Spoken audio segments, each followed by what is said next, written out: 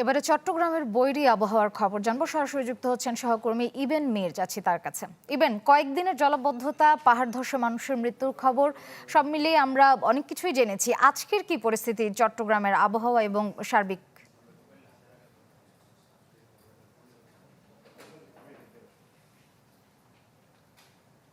আসলে খুব করুণ মুহূর্ত।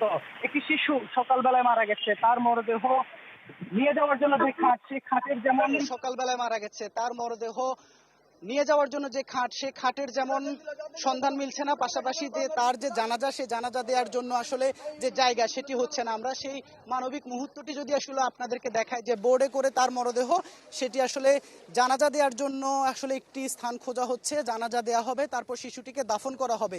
11 বছরের শিশু আশফাক, যে মারা গেছে সকালবেলায়, তার যে বন্যার পানির স্রোতে শিশুটি মারা যায়, তারপর আসলে তার মরদেহ নিয়ে স্বজনরা একদিকে যেমন শোক, অন্যদিকে আসলে তাদের সন্তানকে শেষবারের মতো যে আসলে বিদায় জানাবেন, সেই মুহূর্তটুকু আসলে তারা একটি জায়গার অভাবে তারা আসলে পাচ্ছেন না। এই মুহূর্তে শিশুটির পরিবার বাড়ি থেকে সেটি আসলে মরদেহ নিয়ে, সে মরদেহ এই মুহূর্তে যে মসজিদ, সে মসজিদে নিয়ে আসা হচ্ছে বোর্ডে করে।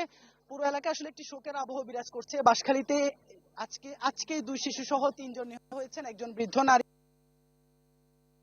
একজন শিশু, আরো অন্তঃসত্ত্বা নারীর খবর আমরা শুনেছি।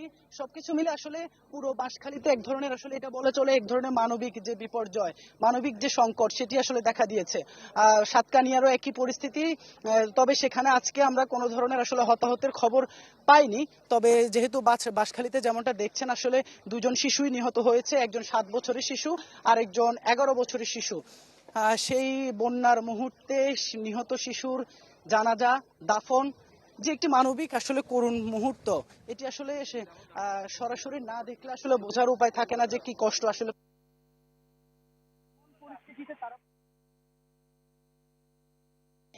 এমন পরিস্থিতিতে তারা পড়বেন, সেটি আসলে তারা কখনো চিন্তায়ও আনেননি। যার কারণে তারা আসলে এখন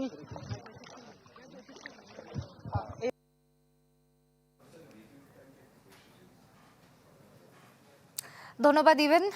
দর্শক, আমরা বৈরী আবহাওয়ায় পাহাড় ধসের মৃত্যু এবং বৈরী আবহাওয়ায় কয়েকদিনের জলাবদ্ধতার সবশেষ খবর জানতে যুক্ত ছিলাম চট্টগ্রামে।